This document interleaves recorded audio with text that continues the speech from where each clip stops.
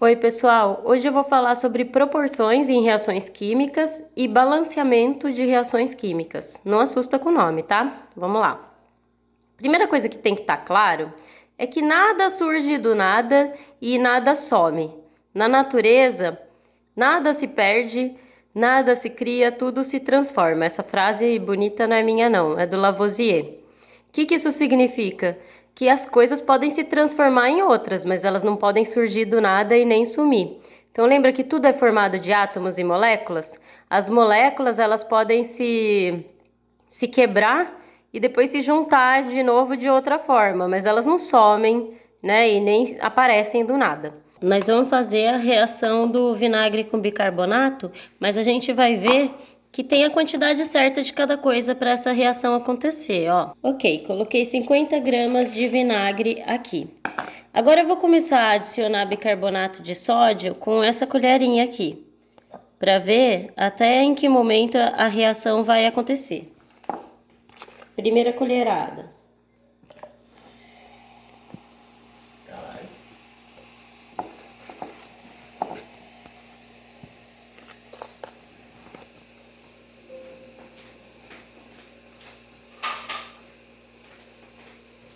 Segunda colherada.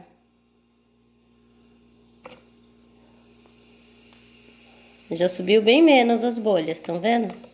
Terceira colherada. Vou pôr ela bem rasinha. Ó. Praticamente não tem barulho. Significa que o vinagre tem uma substância que chama ácido acético.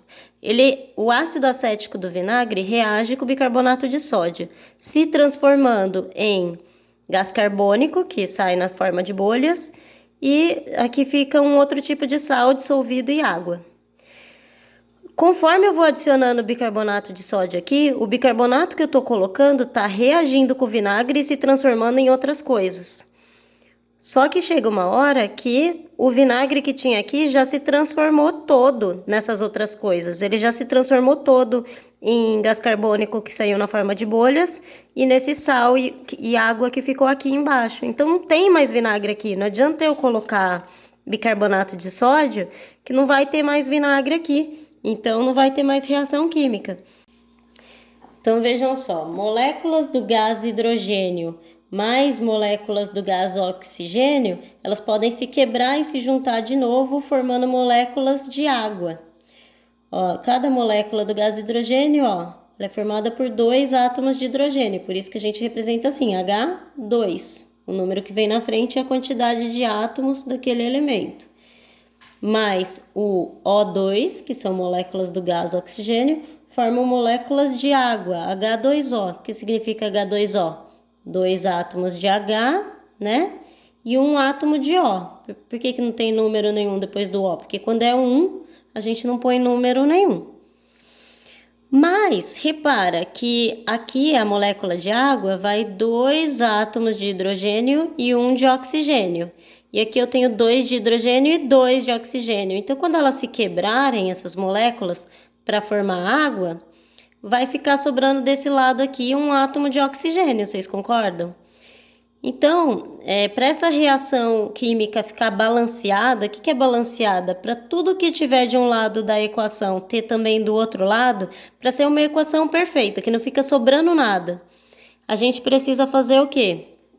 Colocar aqui, ó, mais uma molécula de gás hidrogênio.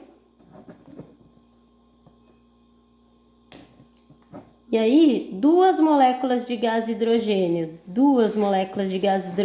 mais uma molécula de gás oxigênio vão se transformar em 2 moléculas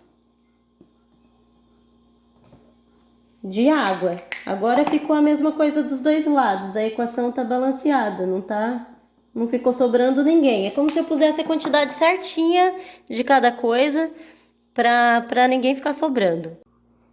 Esse número que eu coloco para balancear a equação química é chamado de coeficiente, ou coeficiente estequiométrico. Outra coisa importante para saber sobre as reações químicas é que tem uma quantidade certa de cada coisa que vai reagir. Por exemplo, Antes a gente estava pensando em número de moléculas, né? Mas cada molécula tem um peso, cada átomo tem um peso.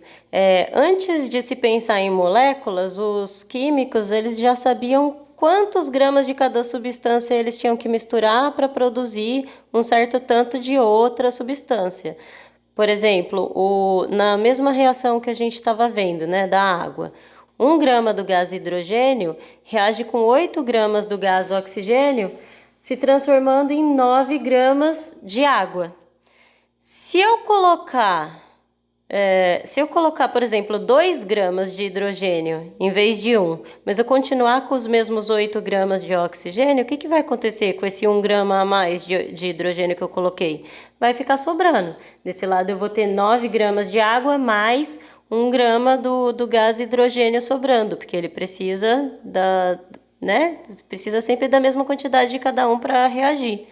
Então, se 1 grama de hidrogênio reage com 8 gramas de oxigênio, se eu tivesse 2 gramas de hidrogênio, eu ia precisar, né, para reagir tudo, se transformar tudo, eu ia precisar de 16 gramas de oxigênio. E aí eles iam virar quanto de água? 2 mais 16 iam virar 18 gramas de água. É sempre proporcional. Se é 1 para 8, aqui vai ser 2 para 16, 3 para 24, sempre na mesma proporção. Então vamos resumir o que a gente aprendeu hoje, pessoal. As reações químicas, elas podem ser escritas na forma de equações químicas. O que são as equações químicas? É quando eu falo quantas moléculas de cada substância tem que reagir para formar quantas moléculas do produto no final, sem sobrar ninguém, né? Usando exatamente a mesma quantidade aqui e aqui, sempre tem que, sem ficar sobrando nem faltando ninguém. A mesma quantidade de átomos de cada elemento que eu tenho desse lado da seta, tem que ter desse lado aqui da seta. A segunda lei é a lei das massas, né? A massa dos reagentes é igual à massa dos produtos, o que significa que o peso dos reagentes tem que ser igual ao peso dos produtos. Ninguém sumiu e ninguém surgiu do nada. Se eu tinha 1 grama de uma substância e reagiu com 8 gramas de outra substância, vai se formar 9 gramas do meu produto, certo? A soma dos pesos das massas dos reagentes é igual à soma dos pesos dos produtos. Aqui eu tenho um produto só, né? Mas poderia ter sido mais substâncias diferentes. E a última coisa importante sobre as equações químicas é a lei das proporções. Posso dividir isso por 5 e dividir isso por 5 também. Multiplicar isso por 5, multiplicar isso por 5 também. O que eu fizer com um, eu faço com os outros, porque porque a equação vai estar sempre acontecendo nessa mesma proporção, 1 para 8 para 9.